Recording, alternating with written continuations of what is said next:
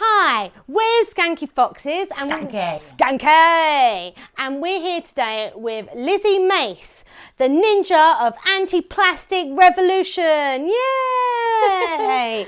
So today we're going to talk about what she does in her kitchen. How do you clean up if you're not using plastic? Yeah, so that's quite a big one actually. A lot of cleaning products come in plastic bottles. Yeah, and we like jumping on them, and then it makes loads of bubbles. Yeah, it's really fun. I can see that would be fun. Yeah. So, for example, for washing up when I'm doing my dishes after I've eaten, I use refillable washing up liquid. So I've found a shop really near me, just around the corner, where they have these big kind of vats of washing up liquid, and I take my own bottle and I fill it up from the vat, and then they charge me less because I'm not also paying for the packaging. Oh, it's cheaper. Yeah, it's a little bit cheaper. What does your bottle look like that you refill with? So I bought the same make, the same brand of washing up liquid about 2 years ago in a plastic bottle, but that's the bottle that I'm reusing. So that plastic bottle hasn't gone in the bin and it's not going to go in the bin. I'm just going to keep refilling it. You like that plastic bottle? I like it very much. So in your bins, Yeah. because one of our favourite things to do is to go into bins and take out the bin liners and then make a feast in the garden. Get the dinner. Get the dinner, and then we like drag it all around, drag out. But what I noticed when I was going through your bins is that you don't have any bin liners. No, not really. I don't really have I don't have very much rubbish, you know that. Yes. If you look through my bin. So I have a recycling box that's under my sink. Yeah. And I just make sure that I've rinsed anything that I put in there and let it dry before it goes in there. So there's no sticky, yucky bits of leftover food in there at all. That everything that goes in there is clean. And then I just empty that into the big recycling bin behind my flat, because the local council, they don't require you to put your rubbish in a bag before it goes in the big bin. I can just put it in loose. Well, I couldn't help but thinking, right, that like when you're doing washing up, you could just like lick it clean. Yeah, why don't you just lick it clean? Well, that's what we do. It's not very hygienic because other people might want to use the same knives and forks when they come around to have dinner with me.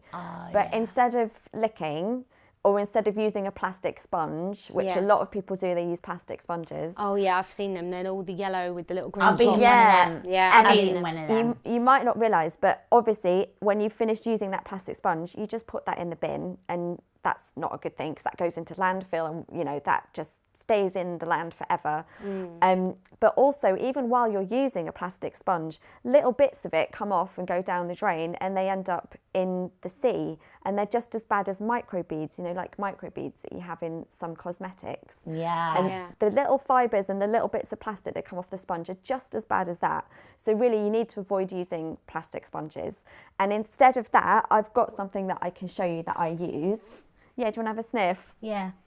It's fairly clean. I washed it a couple of days ago. Right. So I just have this cotton dishcloth. It's very that I pretty, use. isn't it? And then that's for, you know, like the soft side of the sponge. That's instead of using the soft side. And Very then nice. instead of the scrubbing side of the plastic sponge, I have these, which are little scouring pads, which are made of coconut fibre. So Coconuts. So the outside of a coconut that normally wouldn't be used for anything. Oh, it's good if you're feeling itchy, isn't it? Yeah, we'd be good for that, definitely.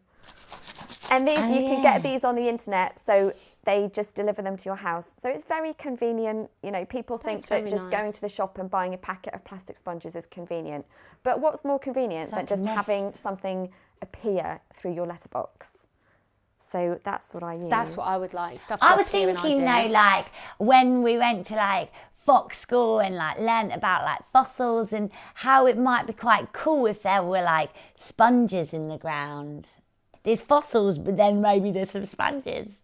Well, I can see how it might be funny if it was just a couple of sponges that you might find. But can you imagine the number of sponges that people throw away? over a year. And can you imagine, because they don't ever really break down, it takes hundreds, possibly thousands of years to break down. Imagine the whole land would be taken over by sponges, and I don't think that would be particularly Do you think then the whole world will end up plastic?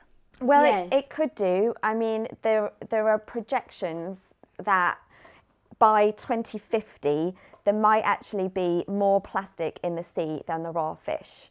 So it could be that we're just going to drown ourselves in plastic waste because we're not thinking any further ahead than what we're going to do with it when we get home. Oh, we put it in the bin, and we don't think about what happens next. So we could, we could end up just covered in plastic. That's a lot of plastic. There's a lot of plastic.